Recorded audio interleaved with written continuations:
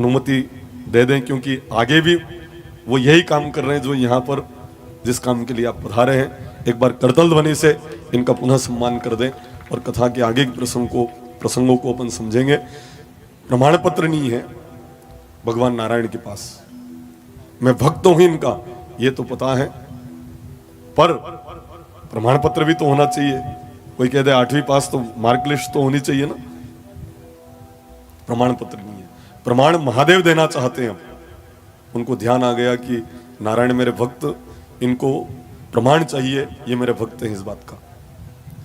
तो योजना बनाई भगवान ने, मति दी नारायण भगवान नारायण को, 1000 कमल से मुझे शिव की पूजन करना है।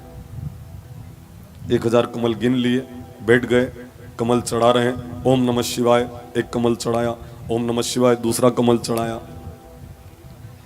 एक कमल विलोपित कर देते महादेव। आप भी ओम नमः शिवाय से पूजन करते होंगे या बोले श्री शिवाय नमस्तुभ्यम से पूजन करते होंगे, मना नहीं है। श्री शिवाय नमस्तुभ्यम महामंत्र है, नमः शिवाय भी महामंत्र है। श्री शिवाय नमस्तुभ्यम मंत्र आप बोलिए, पर ओम नमः शिवाय को विलोपित मत होने दीजिए।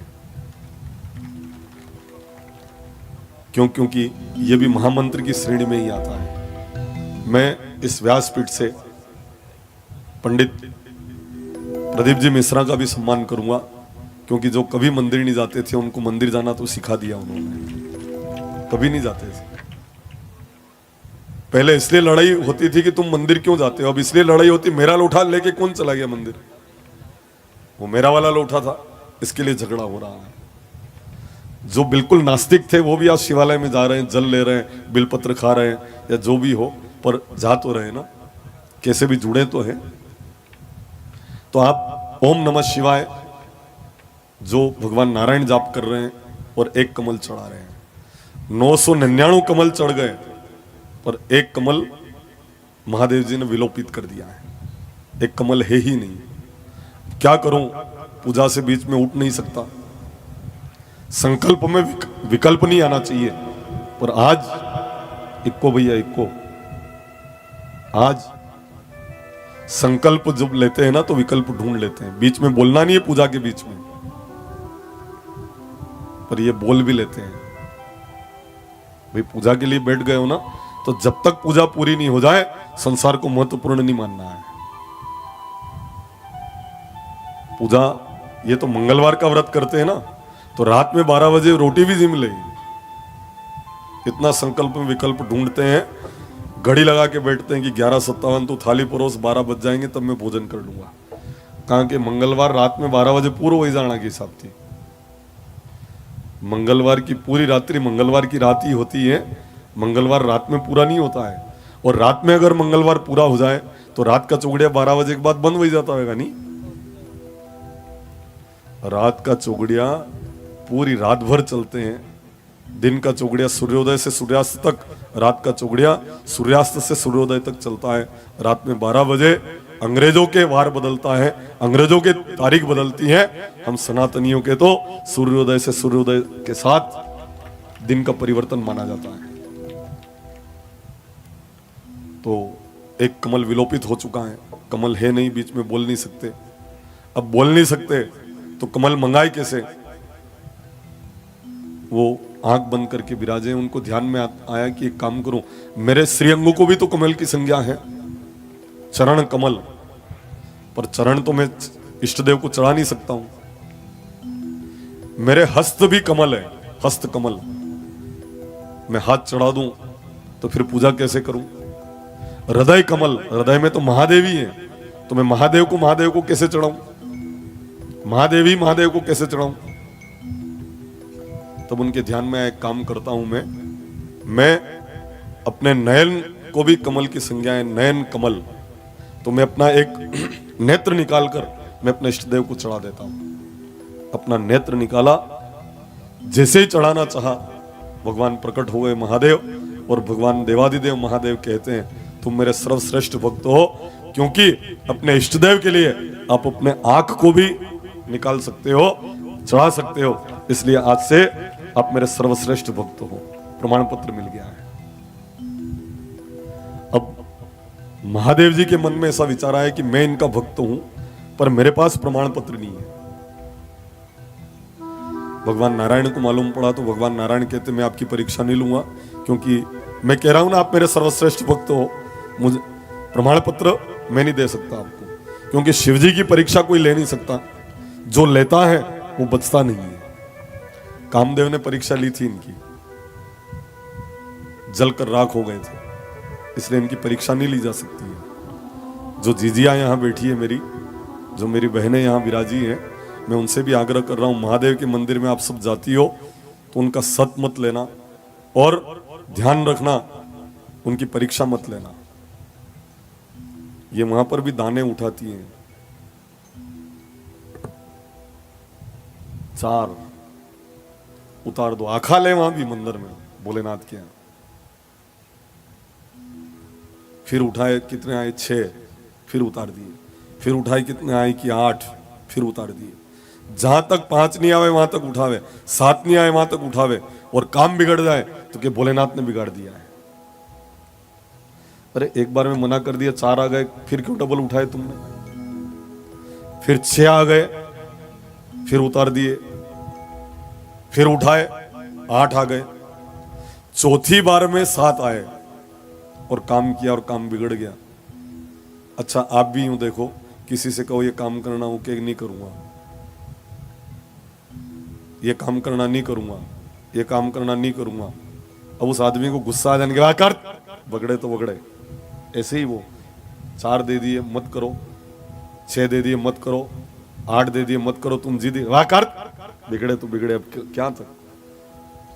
तो भाई 3 बार मना कर दिया, उसके बाद तुम काम कर रहे हो। एक बार मेरे साथ भी ऐसा हुआ, व्यक्ति आया, पूछा महाराज चुनाव है, मैं जीतूंगा कि हारूंगा?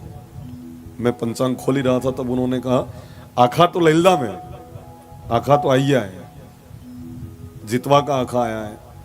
मैंने कहा आखा आ गए उसके बाद भी तू हारेगा। महाराज क्या बात कर रहे हो? मैंने कहा आखा आई है तो फिर कहीं महाराज से पूछवा की जरूरत, भाई आखा आ गया तो विश्वास करके जीत जाएगा। और तू का अगर कहीं पूछने जा रहा है तो तूने उन भगवान के थानक का अपमान किया है, इसलिए तू जीत नहीं सकता है। मना कर दिया भगवान ने, 4 आ गए तो फिर डबल उठाने की क्या जरूरत थी? आखा उठाने के बजाय मेरी जीजियो पूरा उनके आखा समर्पित हो जाना। आप आखा उठाने के बजाय आपका कोई भी काम उस दरबार में ऐसा नहीं कि नहीं हो सकता है, होगा सब काम, पर वहां आखा तोकवा की जरूरत थोड़ी है। आप चले गए तो पूर्ण समर्पण भाव से कह दो भगवान मेरा ये काम है, ये भी काम है, आप कर देना। नहीं कर सकते हैं क्या? वो धन संबंधी हो तो कुबेर भंडारी का निर्माण कर सकते हैं। वहां शिवरात्रि के दिन ऊपर से बिलपत्र गिर जाते हैं तो भी उसके ऊपर कृपा कर देते हैं। एक व्याध मांस उनके ऊपर चढ़ा देता है, मांस के हाथ उनको लगा देता है, उसको महाकाल गण बना देते हैं। तो फिर आप विचार करो, वहां आखा उठाने की क्या जरूरत है? ये मैं पूछता हूं आप लोगों से। आपको विश्वास नहीं इसलिए आखा उठा रहे हो। आप तो जाओ और प्रणाम कर लो और कह देना ये काम है, वहां पर कोई भी काम रुकेगा नहीं, खाली जल चढ़ा दो और कह दो मेरा ये काम है नाथ, आप कर देना, वो कर देंगे। धन धन भोले नाथ बांट दिए 3 लोग, एक पल भर में ऐसे दिन दयाल हो दाता, कोड़ी नहीं रखी घर में। जो जो भी आया सब देते रहे। और अगर इनको नहीं मनाओगे तो भगवान नारायण भी प्रसन्न नहीं होंगे। देखो आप, वो परीक्षा उनकी कोई ले नहीं सकता है। तो भगवान नारायण कह रहे हैं मैं आपकी परीक्षा नहीं लूंगा। मैं कह रहा हूं ना मेरे सर्वश्रेष्ठ भक्त आप हो, नहीं मैं परीक्षा देना चाहता हूं। भोलेनाथ उदास हो गए, परीक्षा देना चाहते हैं पर नारायण परीक्षा लेना नहीं चाहते हैं, बड़े उदास हैं। 1 महीने में पार्वती जी समझ जाती है कि ये परीक्षा देना चाहते हैं पर भगवान नारायण लेना नहीं चाहते हैं। जो गृहिणियां होती है, माताएं बहनें होती हैं, ये पति की चिंता को भांप लेती है, समझ जाती है, मालूम पड़ जाना है कि कहीं न कहीं तनाव में है। नहीं मालूम पड़ जाता है क्या?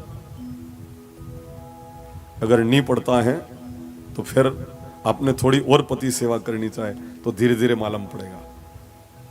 समझदार गृहिणियां होती हैं, उनको मालूम पड़ जाता है ये कुछ ना कुछ तनाव में है, ये चिंता में है।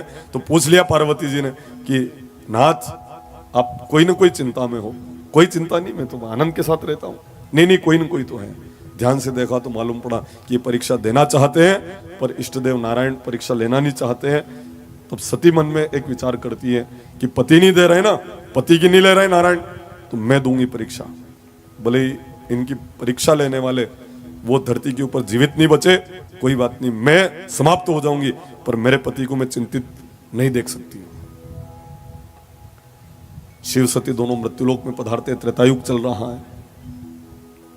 और उस त्रेतायुग के समय में जब सीता जी का हरण हो चुका है,